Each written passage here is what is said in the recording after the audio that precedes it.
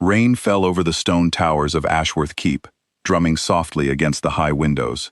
Inside, Alpha King Draven Ashworth walked the halls alone, unable to sleep. He had ruled the Northern Pacts for 6 years, and in that time, he had faced rebellions, rival alphas, and threats from every direction. Yet none of it troubled him as much as the strange, hollow feeling that lived inside his chest, a feeling he could never explain. There was a gap in his memory, an entire year, gone. He remembered turning 25, and then he remembered very little else until the winter after. His healers had told him it was likely stress from the war with the Eastern Pact. His advisors told him not to dwell on it, so for years he had not. Tonight, something pulled him toward the lower halls of the keep, toward the dungeons he rarely visited. As Alpha King, he left such matters to his guards. But as he passed the heavy iron door that led below the castle, he heard something that stopped him completely. Crying. Soft, quiet crying, almost too faint to hear, coming from deep beneath the stone. He frowned. Prisoners in his dungeons were criminals, traitors, thieves, occasionally spies from rival pacts. He could not remember approving any new prisoners recently. He turned to the guard stationed at the door. "Who is being held below tonight?" The guard straightened. "Just a prisoner, Your Majesty. Convicted of treason some years back. Nothing that requires your attention." "I did not ask if it required my attention," Draven said, his voice low and even. "I asked who it was." The guard hesitated, and that hesitation was enough. Draven pushed past him and descended the stone steps himself, torchlight flickering against the damp walls. The crying grew louder as he approached the lowest level, the oldest and coldest part of the dungeon, reserved for prisoners no one wanted to think about. At the very end of the corridor, behind rusted iron bars, he found her. She was thin, too thin, her wrists resting in her lap wrapped by chains, her hair matted and unwashed. She sat curled against the stone wall, and though she cried softly, she looked up the moment she heard his footsteps, wiping her face quickly as if trying to hide it. Even in the dim torchlight, her eyes were sharp, alert, and full of something that looked almost like disbelief. "Who are you?" Draven asked, though the question died halfway from his lips. Because the moment her eyes met his, something inside him roared to life. It was not fear, not confusion, but recognition. A deep, overwhelming pull in his chest that told him, without any doubt, this woman was his mate. But that was impossible. A mate bond formed the first time two fated wolves saw each other, and Draven had never met this woman before in his life. Had he? She flinched back from the bars as if his stare burned her. "Don't," she whispered. "Don't look at me like that. Not after everything." "Like what?" Draven asked, his voice rough. "Like you don't know me," she said, and her voice cracked on the last word. "Like you never knew me at all." Draven's hands tightened on the bars. Something about her voice, her face, tugged at the edges of the missing year in his mind, like a word sitting just at the tip of his tongue that he could not quite say. "What is your name?"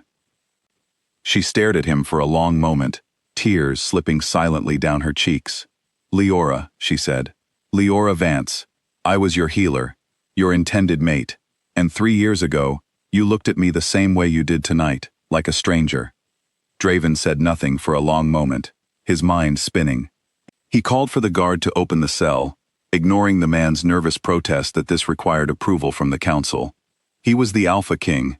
He needed no one's approval. The moment the cell door opened, Draven knelt beside her, and the pull in his chest grew stronger, more certain. He reached for her hand gently, and though she pulled back at first, something in his touch made her go still.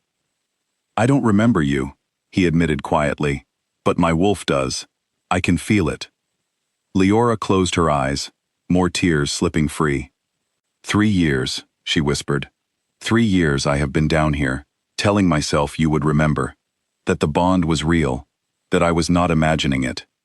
Draven carried her from the dungeon himself that night, wrapped in his own cloak, ignoring the shocked stares of the guards. He brought her to the healer's quarters, where his best physicians tended to her wounds and her weakened body. He sat beside her the entire night, refusing to leave, though she barely spoke and would not meet his eyes. The next morning, Draven summoned his full council. He wanted answers, and he wanted them immediately. His senior advisor, a graying wolf named Corwin, tried to calm him. "Your Majesty, the woman was convicted of treason. She attempted to poison—" "Convicted by whom?" Draven interrupted.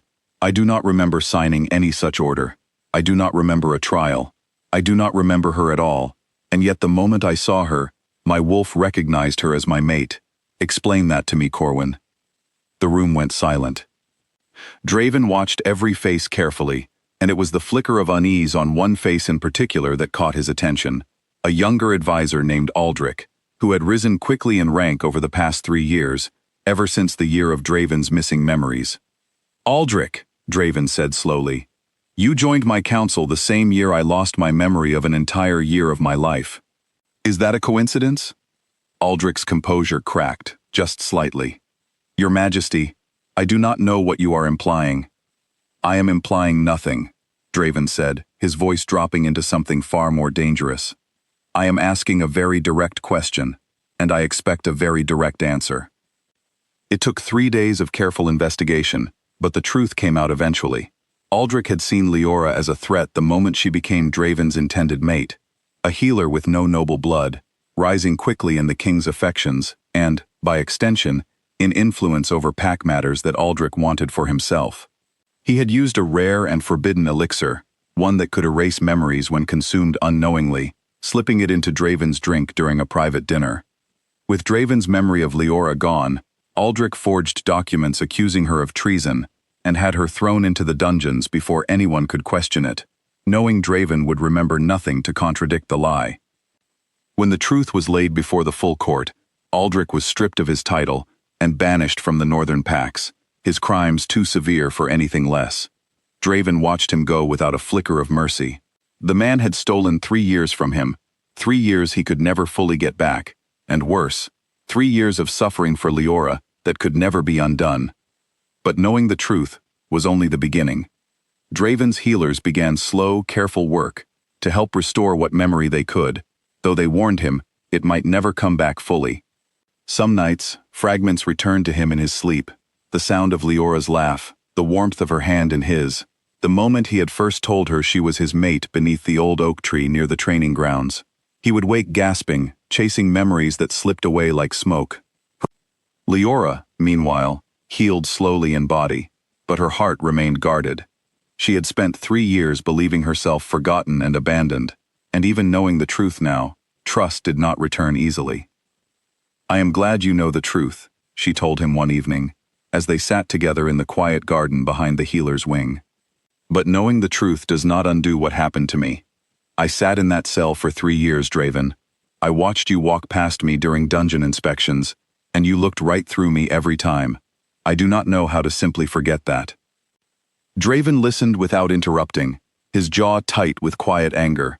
Not at her, but at everything that had been taken from them both. "I am not asking you to forget it," he said finally.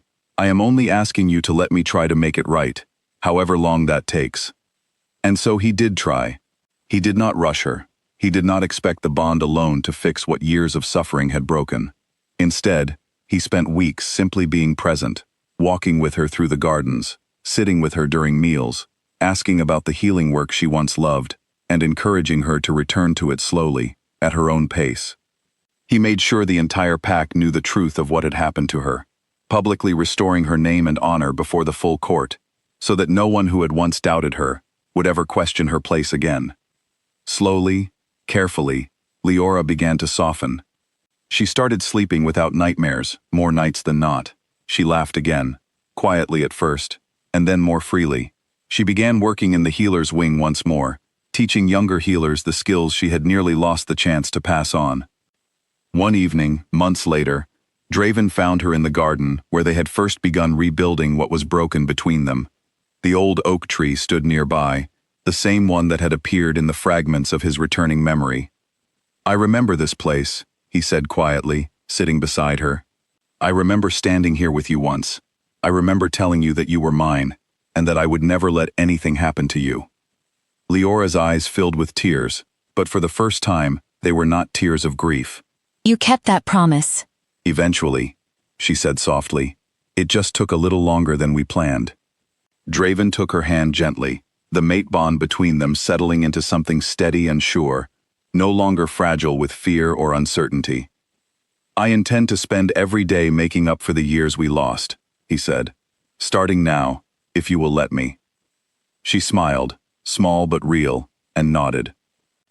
Weeks later, the entire pack gathered in the great hall of Ashworth Keep for a ceremony long overdue.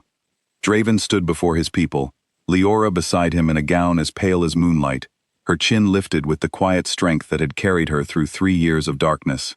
Before the full court, Draven completed the bonding mark that had been interrupted years before, formally naming Leora his Luna and Queen of the Northern Packs. As the pack howled in celebration around them, Draven pulled her close, resting his forehead gently against hers. "Never again," he murmured, so only she could hear. "Never again will I let anyone take you from me, not even my own mind."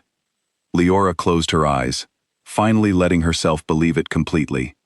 The dungeon, the darkness, the years of crying alone in the cold, all of it belonged to the past now.